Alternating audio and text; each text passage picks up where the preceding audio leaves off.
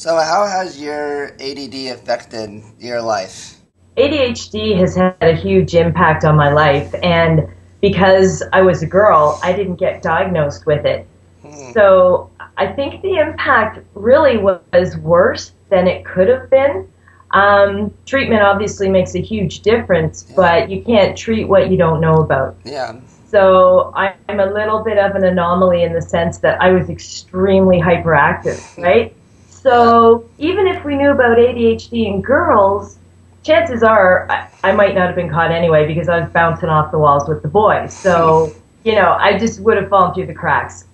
Anyway, I was diagnosed later in life at age 46, Yeah. 47. Why do you think it's more common in men than women? ADHD itself, that's a bit of a myth that it's more common in men than women. In fact, it's interesting that you chose the word men and women instead of boys and girls. Yeah. What happens is boys are still diagnosed at like 7 to 9 times more often than girls. Hmm. But when we become adults, it's about 50-50 that men and women are being diagnosed. And I think the reason for that is because girls and boys are different. So in Yeah. school, there is new research just starting to come out on girls and ADHD. So in school, we'll be really verbally impulsive, like, whereas the boys will be physically running around like Yeah. Rambo and bouncing off the walls. That's called verbal impulsivity, Yeah. and actually sometimes some of the things we say comes off as mean. We Yeah. don't mean it that way. Honest, I apologize for all verbally impulsive girls who've hurt your feelings in the past. They just weren't medicated or treated for ADHD. When did you realize your ADHD could be a strength instead of a weakness? That started happening not long after my diagnosis, once I'd calmed down and Yeah. started learning about ADHD. And that's one of the things I want girls and women with it to know is that learning everything you can about it is the best thing you can do. You Yeah. know, so I started thinking, well, I've always liked to do improvisational comedy. Hmm. I've always loved to be on stage, and so I started thinking about what my real strengths are. Yeah. And I have to say, I mean, the way I put it is, if you automatically have a brain that makes different connections than other people, to Yeah. me, that's the definition of creativity. Yeah. That's it there. So I went, yeah, ADHD, hello. And so then you start realizing, all right, I've always wanted to be a writer. I always loved to perform and teach.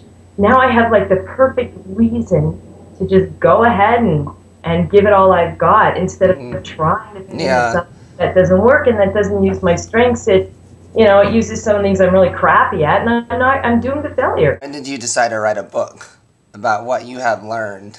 Oh, that's a great story. But actually, I have to say that my first book was out in 1993 and it's still in print. So it only took 20 years to get to the next. It may never have happened if I didn't discover the ADHD. So what happened was, because I am a writer and a journalist, they say write what you know. Well, what I know is myself. Yeah. So I always figure that if you're struggling with well, just like you, right, with Friends of Quinn, Yep. you're struggling with stuff, so what do you do? And you're putting yourself out there. You're Yep. putting yourself out there and you're sharing your experiences because even if only one person, I don't know if you feel this way, but I feel even if one person says, oh, thank you so much, I totally relate, and they breathe Yeah.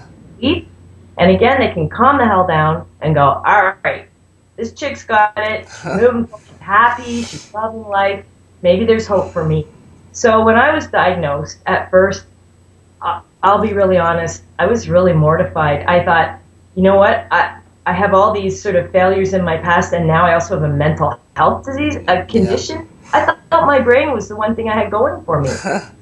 I mean, I'm smart, I'm intelligent, I've got 2 university degrees and a bunch of college diplomas. Yeah. I'm a Canadian, so those are different things. Anyway, once I got over and had my little hissy fit, I decided, well, that does it. I'm gonna start writing about this, and for 6 years now, since my diagnosis, I've been learning everything I can. I've been doing stand-up comedy. I've done radio documentary. I've been just really a loudmouth about it. Wow. But hey, verbal impulsivity, hello. Might as well put it to good use, right? Yeah. So I started, writing my blog at psychcentral.com. Yeah. and just learning about me and about ADHD and sharing it with other people as I go. So now it's time for the book. Next one, yeah. All right, Zoe. Well, thank you so much for your interview. I really appreciate your time. Oh, you're welcome anytime, and thank you so much for all your work. It's fantastic. Keep going.